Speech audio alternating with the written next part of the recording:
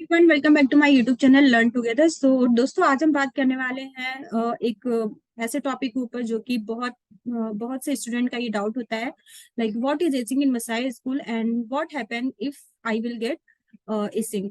सो आज हम इसी टॉपिक पे बात करने वाले हैं। सो अगर आप इस चैनल पे नए हो तो प्लीज सबसे पहले आप मेरे चैनल को सब्सक्राइब कर लो और वीडियो को लाइक करना मत भूलना, और जितना हो सके शेयर करो और बेल आइकन को प्रेस करना बिल्कुल मत भूलना, क्योंकि इससे मेरी जितनी भी वीडियोस आप रहेंगी वो आपको मिलती रहेंगी। तो सबसे पहले हम बात करते हैं what is acing in Masai school, क्योंकि ये सबसे जरूरी है कि एसिंग है क्या एक्चुअली। सो एसिंग, सपोज आप अभी यूनिट 1 में स्टडी कर रहे हो मसाई स्कूल में, आपने एडमिशन लेके अभी यूनिट 1 में आपने एंटर किया, यूनिट 1 में आप स्टडी कर रहे हो। सो वहां पे क्या होता है कि हो सकता है आपको ये पता होगा कि आप लाइक यहाँ पे आपके हर मंडे को इवेल्यूएशन होते हैं, तो ऐसे 4 या 5 इवेल्यूएशन होते हैं। यूनिट 1 में 5 इवेल्यूएशन होते हैं, इवेल्यूशन 1 2 3 4 5, और सारी इवेल्यूशन का वेटेज क्राइटेरिया डिफरेंट होता है।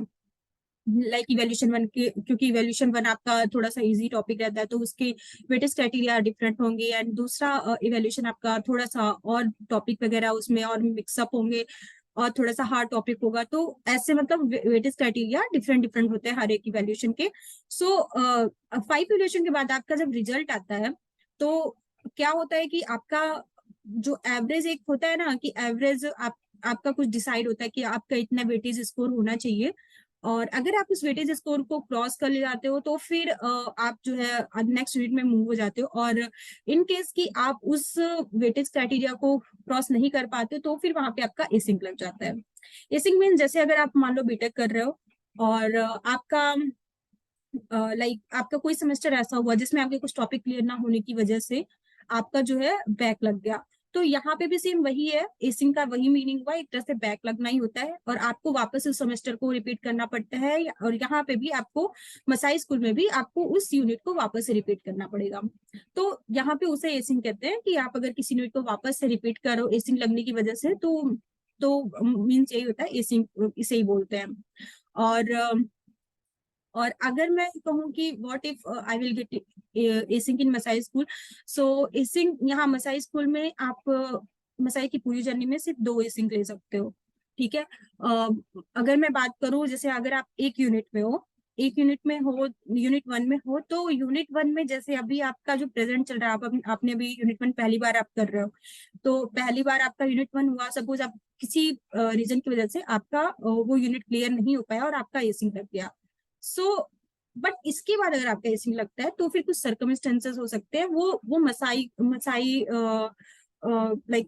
मसाई वालों के ऊपर डिपेंड होता है कि उन्हें क्या करना है, क्या डिसीजन लेना है। वो एक स्टूडेंट पे डिपेंड करता है कि स्टूडेंट कैसा है, वो रेगुलर स्टूडेंट है, वो क्लासेस को एक सिंसियर स्टूडेंट है, तो उसके अकॉर्डिंग वो डिसीजन लेते हैं। सो कुछ कुछ बच्चे ऐसे होते हैं जो कि बिल्कुल भी क्लासेस भी नहीं अटेंड करते, असाइनमेंट भी नहीं करते हैं, फिर उनकी जो अटेंडेंस होती है वो भी बहुत कम होती है, और और किसी भी स्टैंड अप में वो पार्ट नहीं ले रहे होते हैं, तो वो इस बेसिस पे जज करते हैं कि बच्चे को निकालना है या फिर रखना है।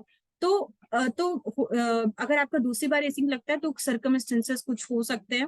अगर एक ही यूनिट में मान लो आपका दूसरी बार एसिंग, फर्स्ट बार आपका जो एसिंग लग रहा है, तो ऐसा होता है यार कि मतलब बच्चे क्लियर कर लेते हैं, हम ऐसा डरने की कोई बात नहीं, वो बहुत आराम से क्लियर होता है, क्योंकि होता है कि हम, हाँ, जब हमारे लिए कोई चीज नहीं होती है तो हमें उसे समझने में टाइम लगता है, तो वो मोस्टली वो हो जाता है, वो क्लियर हो जाता है, उसमें कुछ ऐसा आपको डरने की जरूरत नहीं है। तो एसिंग को लेके आप बिल्कुल भी मत डरो। अगर आप ये सोच रहे हो कि आपका एसिंग लग जाएगा इस वजह से आप मसाई स्कूल में एडमिशन नहीं ले रहे हो, तो ऐसा आपको डरने की बिल्कुल जरूरत नहीं है। मेरे भी 3 एसिंग लग चुके हैं, और बट बट मैं भी अपना किसी तरह से मतलब क्योंकि मेरे टॉपिक क्लियर नहीं थे, और उसका बहुत फायदा होता है कि अगर आप उस टॉपिक को दोबारा पढ़ रहे हो तो आपकी जो क्लियरिटी है ना वो बहुत अच्छी हो जाती है। तो उसको आप पॉजिटिव वे में लो, उसको पॉजिटिव वे में लेके चलो। वो अगर आप अच्छी बात है ना कि आप किसी चीज को 2 बार पढ़ रहे हो और आपको ज्यादा अच्छे से क्लियरिटी हो जाती है, फिर आपको सारी गाइडेंस 2 2 बार मिल रही है, तो ये अच्छी बात है। तो आप अच्छे से वो क्लियर भी कर सकते हो।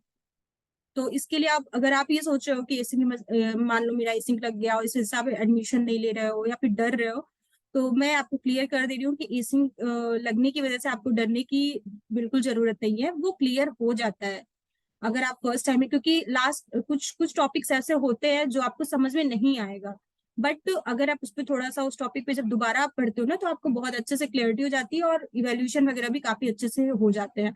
तो आई होप आप लोग को क्लियरिटी होगी कि एसिंग क्या है और क्या होता है कि जब आपको एसिंग लग जाता है।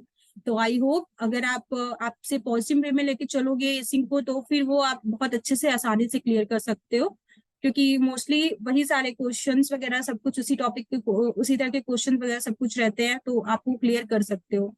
तो डरने की बिल्कुल जरूरत नहीं है। अगर आप चाह रहे हो वाकई में मसाई स्कूल में स्टडी करना और अपनी जर्नी स्टार्ट करना चाह रहे हो और इसी की वजह से आप नहीं कर रहे हो, तो डोंट वरी, ये आपके लिए बहुत ही अच्छी चीज होती है। और अगर आप सिंसियर होकर पढ़ाई करते हो तो आपकी एसिंग बिल्कुल भी नहीं लगेगी। तो तो आई होप आप लोगों को क्लियरिटी हुई होगी। तो मिलते हैं हमारे नेक्स्ट वीडियो में विद नेक्स्ट टॉपिक के साथ। और आप लोग भी मुझे सजेशन दे सकते हो कि मैं किस टॉपिक पे वीडियो बनाऊं, किस टॉपिक के बारे में आप और नॉलेज चाह रहे हो, तो फिर मैं उसके अकॉर्डिंग मैं आगे की वीडियोस भी बनाऊंगी। So yes, thank you so much. I hope आप लोग को ये वीडियो अच्छी लगे हो। वीडियो अच्छी लगे तो प्लीज चैनल को सब्सक्राइब करना और शेयर करना और लाइक करना वीडियो को बिल्कुल मत भूलना। Thank you so much.